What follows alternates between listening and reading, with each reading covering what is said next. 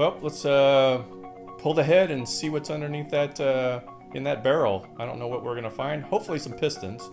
That'd be a good sign. And we'll see if the head is gonna be usable. So I think that's gonna be the key. I'm gonna start by pulling the valve covers off, loosening the valve train, and then we just unbolt the 5 or 6 or 8 bolts and nuts that hold the head on. So we'll take the valve covers off, and you notice that we've got silicone valve cover gaskets on here. They very reusable. The only little catch is they catch a little bit of oil when they're on. Yeah. But that's obviously a minuscule amount, no big deal there. But they're very reusable. Some people just like paper gaskets and reuse them, but these are very nice. And they come off a lot easier as well.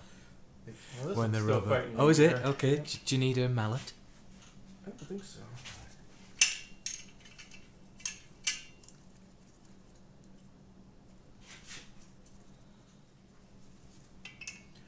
I think when you did Shep's head, you didn't loosen these up from the video I saw, and the springs kind of pushed the head up. It did. I don't know if this is the right way to do it, but yeah, it was the centre bolt that I did last, which then when you undo it, it was quite a lift. Right. Bunk, you know. It's working against the springs.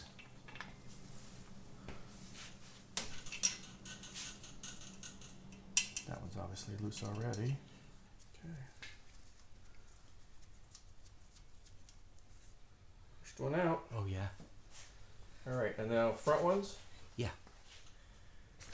There's that one.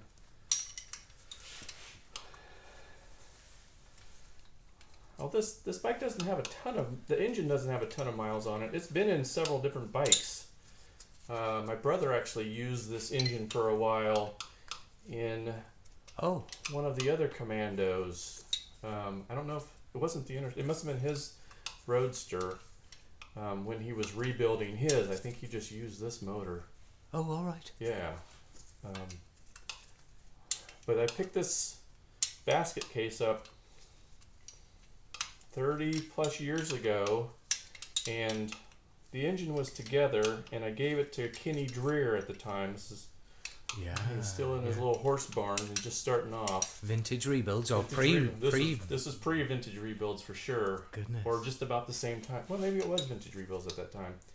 And asked him to just open the engine up, take a look, and see if everything was all in one piece, and if there's anything that needed to be done to it.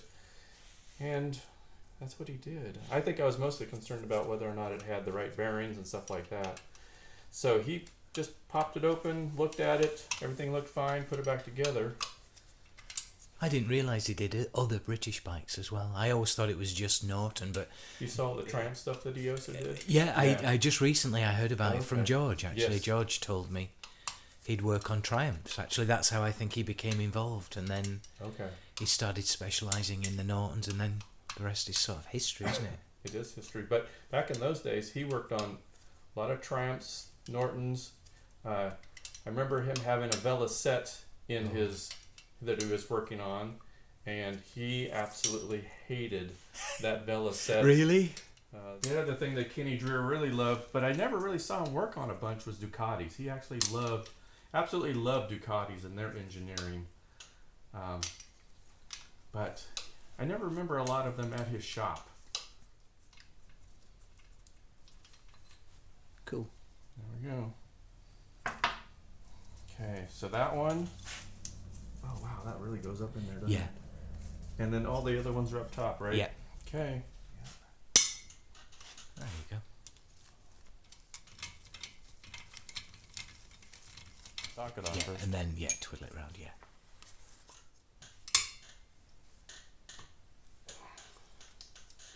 All right, we'll go to the two. These are nuts, aren't they?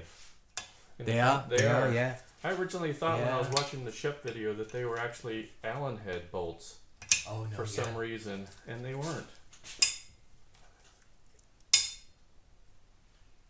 It's always a reassuring little sound, isn't it? That. Well, it's better than a ting of a brake, that's for sure. We'll go for the last one here. All the rest have been pretty cooperative, so let's hope this is the same. I suspect we probably see that. I remember when you're shooting Shep that you could see the barrel coming up a little bit even. Yeah, it lifted quite a bit. It's good. Yeah, I see it coming, lifting at the bottom here, Dave. You see it here? It's lifting. There you go. And yeah. There we go. That's it. That's it. Okay, let me get that center nut or bolt out. There's no pressure on it. Alright, that's the last one. Oh yeah, that's still stuck on, isn't it? There we go.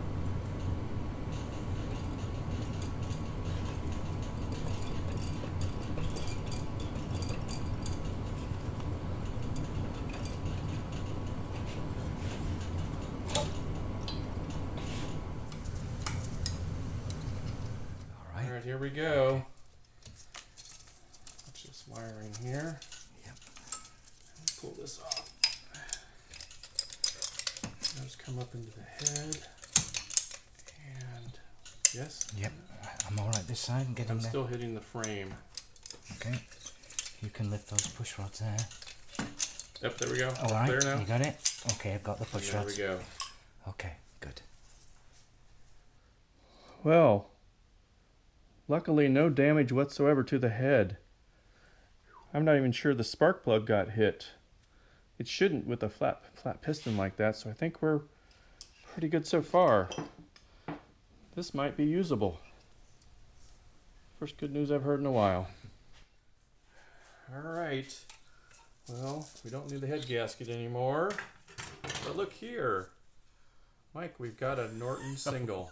Oh dear. And is that? Yeah, this one actually will go Oh, down. it's moving It though, does right? move. Okay, good. So I don't see any damage, at least from the top side here. So I think we're good so far. I think the next step is to pull the motor and put it on the motor stand, the engine stand. All right. You're not going to take the barrel off? No, we'll Just do take the that whole thing on out? the engine stand. Okay. Yeah.